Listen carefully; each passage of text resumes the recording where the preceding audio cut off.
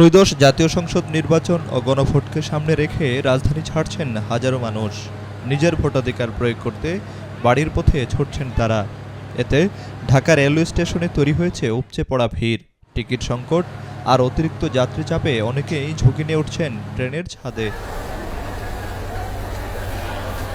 বুধবার সকাল থেকেই ঢাকা রেলওয়ে স্টেশনের প্রতিটি প্ল্যাটফর্মে ছিল মানুষের ঢল। প্রবেশ পথ থেকে টিকিট কাউন্টার সবখানেই দীর্ঘ লাইন। কোচের আসনের টিকিট শেষ হলেও কমেনি যাত্রীর চাপ।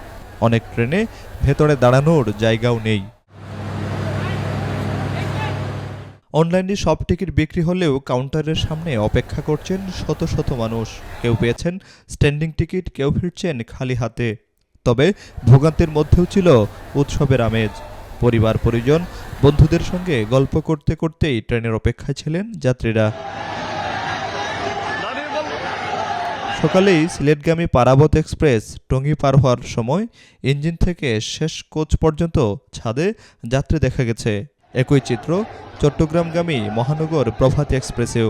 ঝুঁকি জেনেও ছাদে বসেই বাড়ির পথে ফিরছেন যাত্রীরা।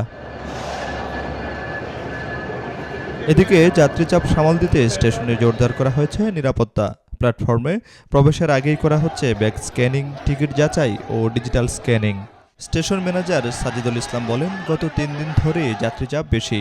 ভোট উপলক্ষে দীর্ঘ ছুটি থাকায় যাত্রী সংখ্যা কয়েক গুণ বেড়েছে। রাজশাহীগামী পদ্মা এক্সপ্রেসের সাপ্তাহিক বন্ধ বাতিল করে চালানো হচ্ছে ট্রেনটি। আজ ঢাকা থেকে ছেড়ে যাচ্ছে 43টি আন্তনগর এক্সপ্রেস এবং 26টি মেইল ও লোকাল কমিউটার ট্রেন। তারপরে কমছে না ভিড়। ভোটকে কেন্দ্র করে রাজধানী ছাড়ার এই চাপ আরও বাড়তে পারে বলে মনে করছেন সংশ্লিষ্টরা।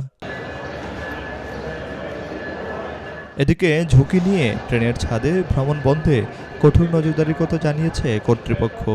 নিরাপদ যাত্রা নিশ্চিত করতে সংশ্লিষ্টদের আরও তৎপর থাকার আহ্বান যাত্রীদের।